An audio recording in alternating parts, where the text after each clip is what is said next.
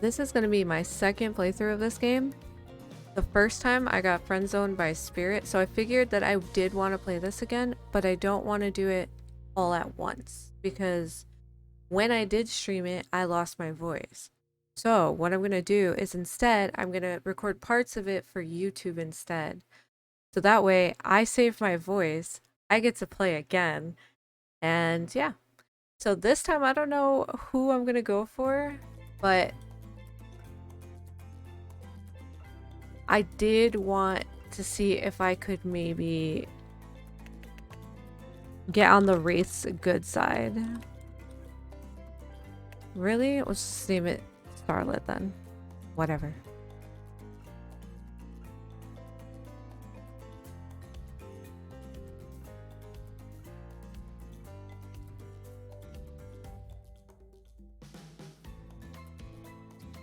The first time I played this, I absolutely had so much fun. It was so funny. I just feel like it was written so well. It was great. Cough, cough, cough. You wake up on the beach soaking wet, salt water stinging the inside of your throat as you nearly drowned. Water falls from your mouth as you open it to gasp for air.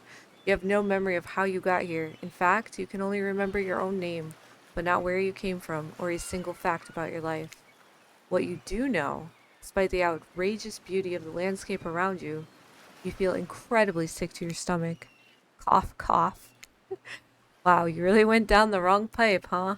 You need a minute, or can I go on? Because I can give you a minute. We've got plenty of time. Endless time, really. In eternity, if you catch my drift. Whoa, not now, Ocean. Sorry, Starlet. May I continue? Please, go on. Now, I would do fancy voices and stuff for this, but I feel like I can't. It will kill my voice. I stream so much already, so I'm just gonna read it and maybe put a little, like, maybe extra into it, but not too much, just so I can save my voice. Okay then, as I was. Cough, cough. As I was saying, you look down at your feet, ankle deep in the crystal blue water of the newly arrived wave. As the water recedes back into the ocean, it reveals a grotesque discovery. A decomposing face stares up at you from beneath the sand, and all you can do is vomit a stream of dark bile, bugs, worms, and other ick. Questions race through your mind. Where are you? How did you get here? Who is behind this incredibly charming and well-spoken voice in your head? However, answers don't come easy. Your mind is completely blank. What will you do? Run, close your eyes, or dig up that face. I think we dig it up. You brush the sand away from the half-buried human head embedded in the ground before you. Ooh. There is no body, just this head. As you pick it up, flakes of skin fall to the ground. The jaw falls open, revealing a gold coin sitting in the rotting tongue of this poor dead soul. Getting your hands dirty, I see. I like that. You're the take charge type. I don't think I did this the first time. You examine the gold coin briefly, happily distracted from what has otherwise been an extremely confusing morning. The sun beats down on you, drying your clothes. You check your pockets, but they're empty. Plenty of room for a gold coin, you suppose, and so you deposit it. Well, that's a nice coin you've got there. What if you were to spend it right now?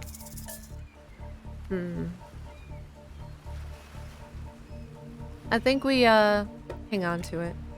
No thanks. Look, I'm gonna level you with you here. That coin you found, it's mine. I dropped it yesterday. I've been looking all over for it. Dropped it in a dead person's mouth? Could you just give it back? I think we do.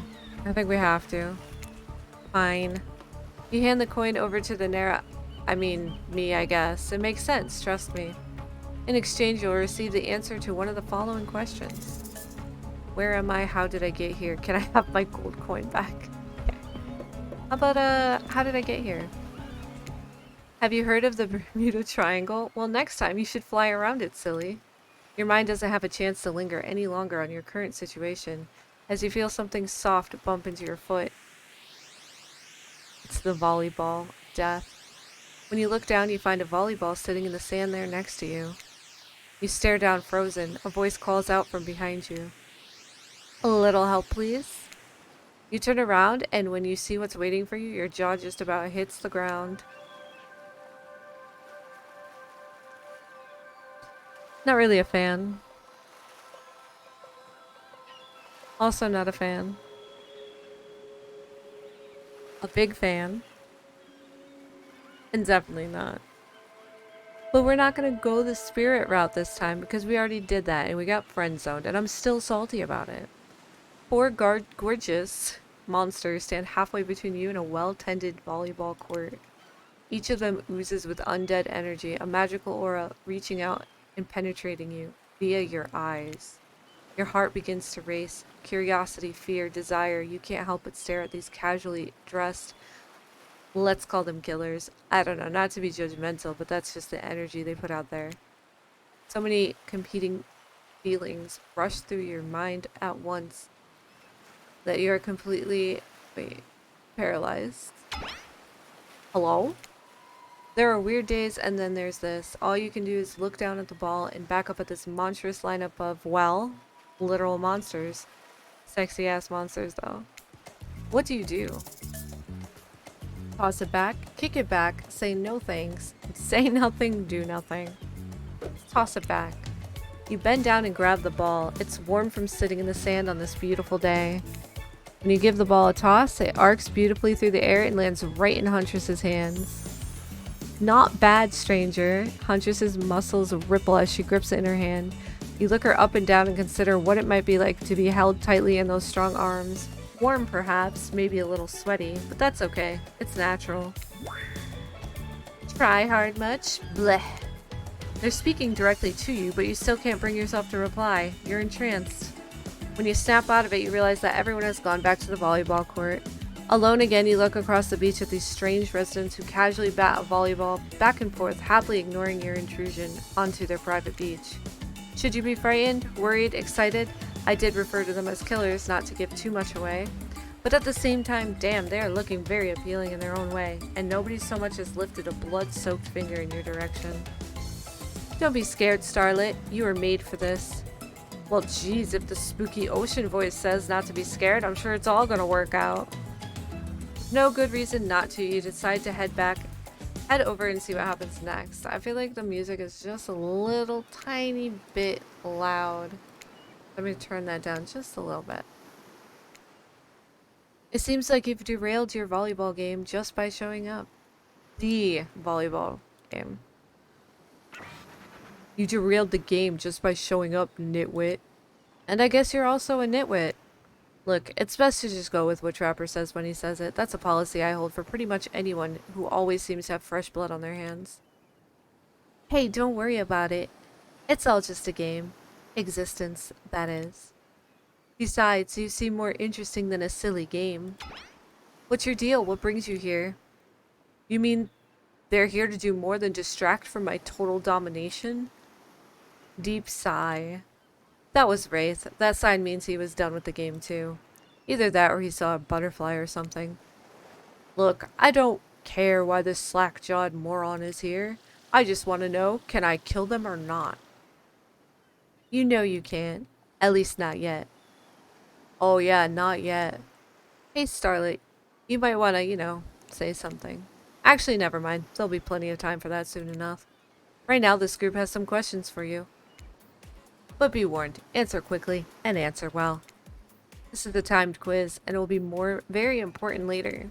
Very important. Or not important in any way whatsoever. Probably that one, I can't remember. How attractive would you say you are? We'll say average. Pretty average, I think. Just another face in the crowd. Another normal, meaningless life in an endless cycle. I think you're quite cute myself, like a chipmunk or a grizzly bear. If you could have any superpower, what would it be? With invisibility. Invisibility? Same. Although sometimes I think I already am. What's your best subject? What was your best subject in school? We definitely did skipping class before. History? Nice. It's important to know what came before so that we're not all doomed to repeat humanity's mistakes. I mean, we will anyways, but still. What's your favorite animal? Dog. You look absolutely adorable in a little puppy mask. What's your favorite color? Blue before. Red. Some call it the color of love, but love is just another word for pain. What's your dream job? An astronaut this time. It'd be pretty amazing to be an astronaut, I think. It's hard to imagine being further away from anyone than floating in space. The cold, inky vastness of nothing forever. Best flavor of ice cream? Vanilla. My favorite flavor is pain. Same. Same here. Mine is vanilla, swirled with pain. I think mint chip is the greatest flavor ever conceived myself, but enough about ice cream, am I right? Hold on a second, this reminds me. I am right. Always. It's a lesson you should learn before we go too much further. Do what I say if you want to survive. Pick mint chip. We're teaching lessons now, narrator. You rascal. Kill or be killed is the rule on this island, even for faceless voices. Tell me, what's the best flavor of ice cream? And I know what happens if we don't pick a different one, so we're gonna pick mint chip. The best flavor is mint chip. So obedient. I think you're gonna do just fine. Anywho, now that they know so much about you, I'm sure the group wants you to start getting to know them. I'm Trapper. I pretty much run things around here. I'm the smartest, richest, strongest person on this whole island. I don't like losers. If you want to know what a loser is, say hello to Wraith. Hi, I'm Wraith. I'm nothing like everyone else. I like nice people and loathe big, dumb idiots. Hey, what's up? I'm Spirit. I don't like most things. I don't really hate most things either. It's just not worth my time. But the things I do hate, I really hate, you know? Based on my personal observations, life is nothing but suffering, and society is a carefully calculated lie to keep everyone subservient to those in power. It's better to choose to just not take part. Jeez, it's like she's downright murdered by society. She hates it so much. Oh no, wait. I'm remembering Spirit's story now. That's almost exactly what happened. Hey, I'm Huntress. Don't let these bummers get you down. There's lots of fun to be had on this island, along with lots of love. Yeah, there is, if you know what I mean. Grow up. Grow a body. I've explained this 1,000 times. I'm dead, but I'm not a literal ghost. I just create a trail of fog. I'm not made of it. Whatever, fog body. That's not nice. He's not nice. You love it. Only sometimes. Ew, really? That's disgusting. That's why she likes it. Don't speak for me. I also hate it. Stop speaking entirely, actually. For the first time ever, I agree with Wraith. Let's move on. Otherwise, they'll do this all day. Oh no, I missed it. If we're done playing, let's do something else instead. Wow, for once I actually agreed with the meathead. I say we go to my yacht. It's the massive boat dock nearby. I'll give everyone a taste of true luxury and power. Wraith rolls his eyes. Don't mind him. He just hates fun and happiness. No, I hate endless, desperate, soul-crushing pursuit of wealth, the way it's flaunted needlessly, and the cruelty it engenders. By the way, most people know I can't read. I can't pronounce a lot of words. So just keep that in mind. What about hanging out by the pool? I find the water calming, simple, beautiful. Hey, what about our volleyball game? We can exercise and have some fun as a group. Are you all serious? There's a perfectly good lounge to chill out right there. I'm tired, and besides, I hate being in the sun. Where do you want to go?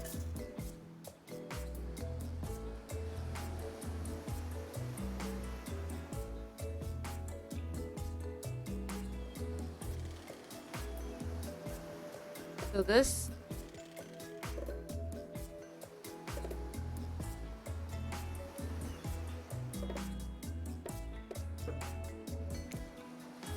I'd be down for a dip in the pool. Whoa, the pool? You actually want to go to the pool? Well, I mean, sure, why not? I've got good ideas. What's wrong with my ideas? The pool is great. Everyone knows that all over the world. If people agree on one thing, it's that pools are great. Look, we've got a whole ocean right here, and they still put a pool because pools are just, great. It's a real special treat. And you thought it was bad when he just stayed quiet. Hold on. For just one moment. Oh no, not these clowns. This is Dwight and Claudette, our activities coordinators. They're also the cooks, waiters, bartenders, janitors, and every other job. They're the only help remaining on the island. This place we call Murderer's Island. Cue dramatic musical flourish. None of the others survived. Ahem, survived the interview process, I mean. Hence why we shall heretofore refer to them as survivors with a capital S. These two have worked here a long time. So very long. I don't actually know how long it's been. Sorry, anyway, I could probably let Dwight and Claudette do their mandated jobs. They sure look happy, but they're vibrating with a nervous energy that is starting to give me the creeps. We will now escort the group to the venue of your choosing. However, in the future, we recommend waiting for us to present you with your options whenever possible, and don't just run off to various activities unsupervised. We don't have much. The least you could do is allow us to do our job. The most you could do is help us get off this island. Dwight. Yes, pardon me. Please follow us. Hey, narrator. Yes, something I can help you with? Those two, Claudette and Dwight. Did they just start to mention something about wanting to escape? Is escape an option? Should I be trying to escape? Escape them? Oh, no. I think you're mistaken. It seemed like Dwight was asking for help to get off this island, though. Oh, right. That. Yes, that's true, he was. But he just meant that he wants to get to the other vacation island getaway, a couple miles south of here, as much fancier accommodations than this island. It's one of those big corporate outfits, quite exclusive, where all the famous celebrities hang out. Very luxurious. Doesn't quite have the charm that this island has, though. Trust me, you wouldn't want to go there. With all that money comes a lot of restrictions. This is where you belong. Now, off you go. It's time for an activity. On this island, your decisions matter. Mostly. When I agree with them. Not like the other island. So what'll it be? I think we're still gonna go to the pool. I felt bad the first time I played this game, and I made Wraith feel very bad. So I'm going to try to make it up to him in this playthrough. Wraith moves ahead to the pool at a pace that could almost be considered jaunty. If a creature so lanky they appeared to made entirely of elbows and ankles could jaunt. What's going on with Wraith's face? Is that a smile? Is that what a smile looks like when he does it? What can I say? Being enveloped by water is comforting. It's quiet, it's ominous, and Wraith looks back over each shoulder to make sure no one besides you is within earshot. The fire can't get me. Super normal stuff here as usual. Oh great, it's Claudette and Dwight. What do these two want? Since everyone's at the pool, we figured we'd bring over some of our most popular pool accessories. Starlet, which of these is particularly interesting to you? Foam noodles, inflatable lounger, basketball hoop, goggles, and snorkel. Those loungers look pretty comfortable. Sleeping during the day completely out in the open like this, you're really making yourself a target. If someone were to, I don't know, try and throw an axe directly at you, well, you'd sure be easy to see. Not that I'm saying I would do that to you, I prefer a challenge. Huntress may not be into it, but it sure looks like Spirit co-signs this choice since she immediately snakes the coolest one. It's the shape of a casket, a really cute casket. I don't really do water, but as long as I'm floating on top of it, that's fine, I guess. Spirit grabs you the black unicorn floaty and sets it in the water next to her. And since you also enjoy the fine art of relaxing here, you can share my umbrella. Well, come on, that's charming. Something about the water and being this close to Spirit is putting you in a playful mood you might regret. Do you splash her just a bit? I promise she doesn't have a cell phone in her pocket. She died before they got popular.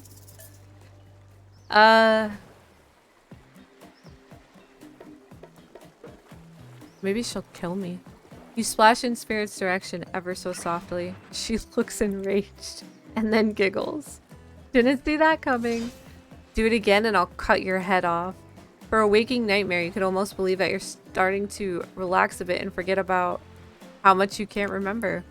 It's as if the sun's very rays have a calming effect on you, your body tranquilized by the soft light from overhead, coupled with the cool breeze rolling in from the sea, and you're not alone. I feel recharged by the gentle warmth of ocean's caress. If it was a little too warm, that might have been my fault. Oh god. Also, this pool. This is a pool, not the ocean. Okay, everyone. Just let him finish. Thanks, Starlet. I know this probably doesn't seem like me, but would anyone want to play a game of Marco Polo? Yes, I love games. I'll go first. Someone blindfold me. Of course, Trapper has a blindfold ready to go. It's as if he had it in his hands before you even spoke. Ugh. And did he just wink? And did you just bite your lip? Oh god, no, please. Good thing you're getting reined in because it sure seemed like you were about to act up. Okay, so here's the mini game that I know so well and have failed. Ready. Away we go. It's time to feel around. Go get him, Tiger. Oh, close. Not bad. Okay. Nice. Perfect. No. Not bad. Perfect. Oh my god. You missed completely. That was pretty good, Starlet.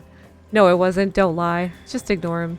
You've just been thrown into a very weird situation, and you held your own. I respect that. That was a good game. I say we celebrate by throwing this waiter whose name I forgot into the pool. Defend, Dwight? Yeah, okay. Yeah, that's the one thing I'm never doing. Hilarious! Bullying truly is the gift that keeps on giving. You grab Dwight's legs and help Trapper give him the heave-ho. You know what? Sorry, I can't pretend to support you on this one. Only Trapper is a sadistic. I know it's all in good fun or whatever, but not on my Murderer's Island. Yeah, that's right. This place really is called Murderer's Island. That doesn't mean we're cool with bullying. You're on thin ice, friend. Oh no. I'm no expert, even though I'm an omnipotent narrator. I probably should be. I hope I said that. But I think that means it's time for the next activity.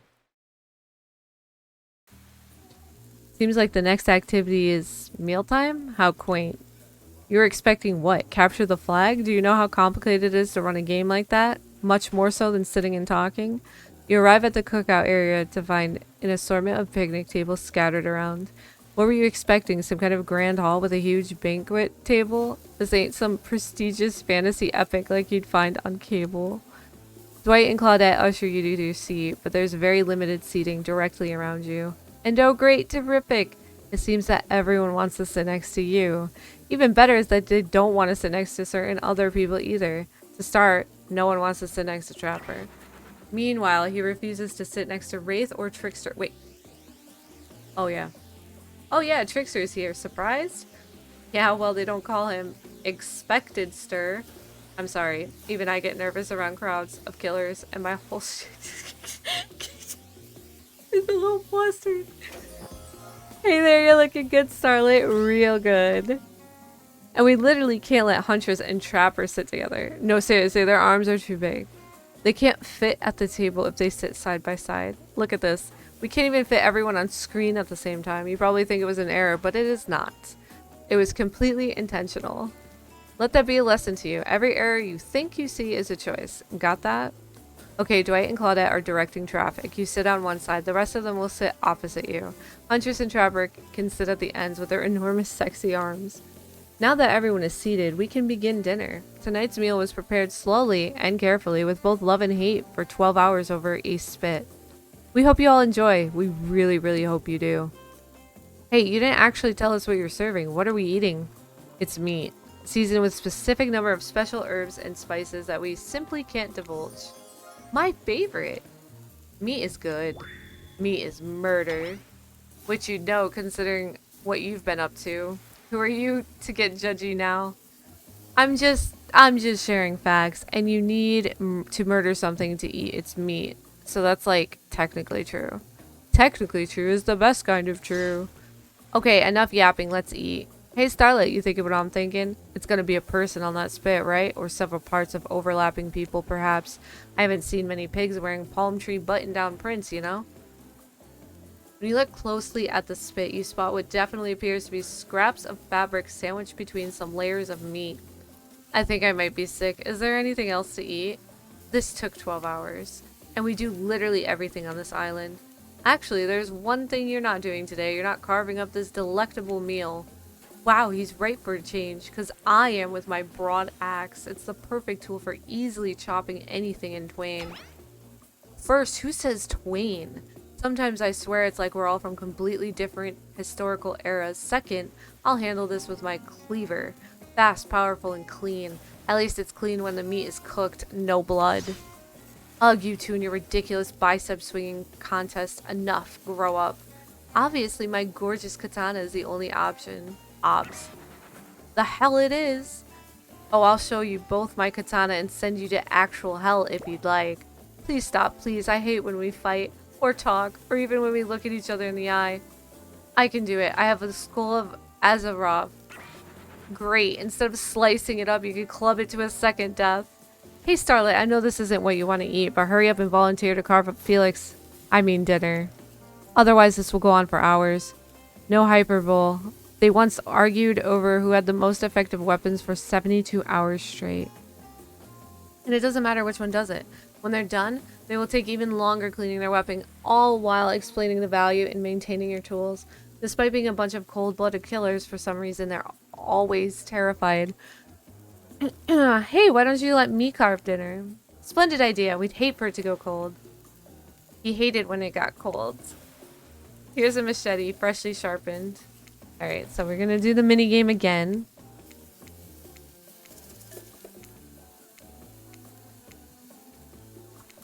Yeah, perfect. Perfect. Perfect. Yeah, it's not bad.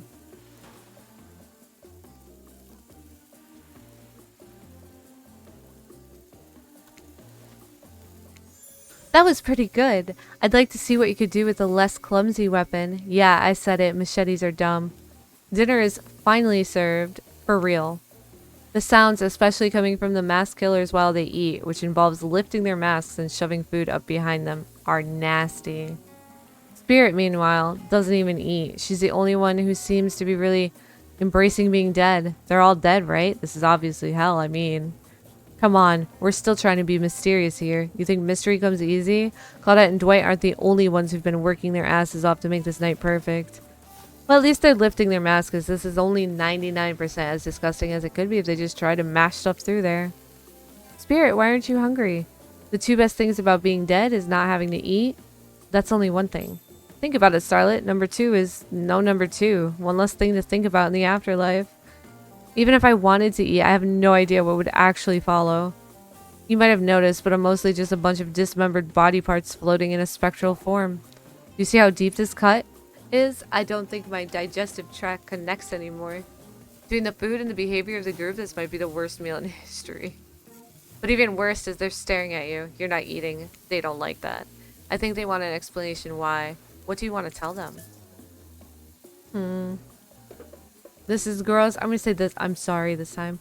Actually, it's not the food or the company. I'm just super self-conscious how I look when I eat.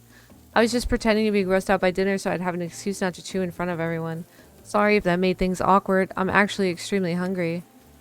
Yeah, watching people eat is gross, but try to relax and not worry about what everyone thinks.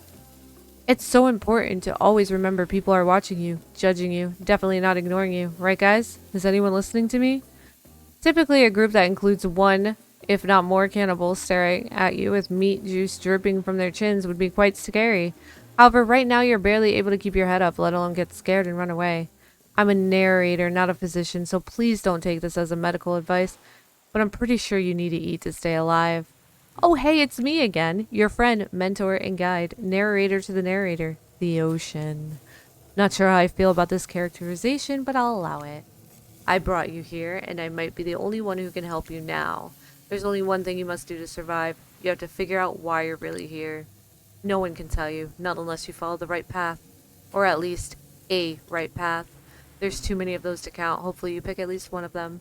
Because there are even more wrong paths. Many of them lead to your demise. Others lead to something even worse.